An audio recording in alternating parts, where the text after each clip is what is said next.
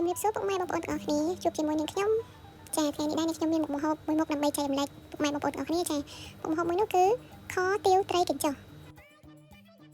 ចាចំពោះត្រីកញ្ចុះហ្នឹងគឺខ្ញុំបានប្រឡាក់ជាមួយនឹងអំបិលបន្តិចប៊ីចេងម្សៅស៊ុប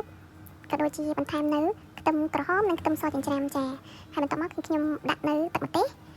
ចាទឹកស៊ីអ៊ីវខាប់និងទឹកស៊ីអ៊ីវធម្មតាចាដាក់ទឹកស៊ីអ៊ីវខាប់ដើម្បីយកពណ៌ហើយបន្ទាប់មកគឺខ្ញុំបន្ថែមនៅម្រេចចាម្រេចហើយយើងធ្វើការច្របល់ចូលគ្នាចា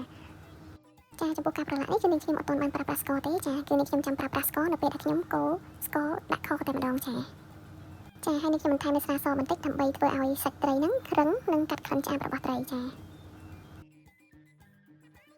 ដើម្បីឲ្យក្លិនខុសរបស់យើងកាន់តែឈ្ងុយគឺខ្ញុំបានបន្ថែមនៅគល់ស្លឹកគ្រៃគល់ខ្ទឹមម្ទេសនិងខ្ទឹមក្រហមហើយនិងខ្ទឹមបារាំងបុកបញ្ចូលគ្នាចាទុកមួយឡែកសិន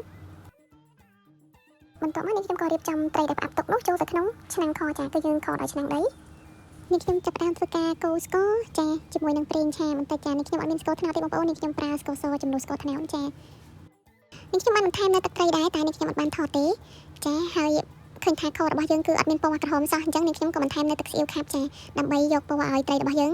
កាន់តែមានពណ៌ក្រហមចា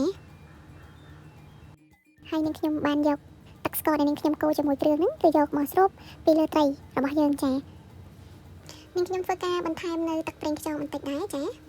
ធ្វើការបើកភ្លើងរំងាស់ខរបស់យើងនោះជាមួយនឹងភ្លើងហឹមទេចាបន្ទាប់មកគឺនឹងខ្ញុំចាក់បន្ថែមនៅទឹកដូងចាគឺចាក់ទឹកដូងនោះបន្តិចទេហើយរំងាស់យករីងតែម្ដងចាចំពោះខទាវដែលមានរសជាតិឆ្ងាញ់គឺរសជាតិហឹរប្រៃផ្អែមចារំងាស់ភ្លើងតិចតិចទេបងប្អូនដើម្បីកុំឲ្យខ្លោចចាប្រែវាតិចតិចទៅចា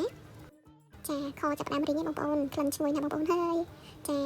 ឡូវខរំងាស់រីងទឹកហើយគឺយើងបន្ថែមនៅស្លឹកខ្ទឹម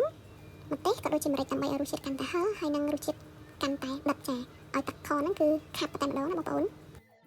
ឃើញថាខទាវរបស់ខ្ញុំឆ្អិនហើយបងប្អូនគឺរសជាតិឆ្ងាញ់ណាស់បងប្អូនហើយទឹកខវិញឡើងខាប់តែម្ដងចាគឺយើងយកមកស្រូបនិងញ៉ាំជាមួយបាយសក្តៅៗនេះគឺពិតជារសជាតិឆ្ងាញ់ណាស់ចាសូមអរគុណបងប្អូនដែលបានទស្សនាវីដេអូរបស់នាងខ្ញុំចាសូមជូនពរសុខភាពល្អសូមជម្រាបលា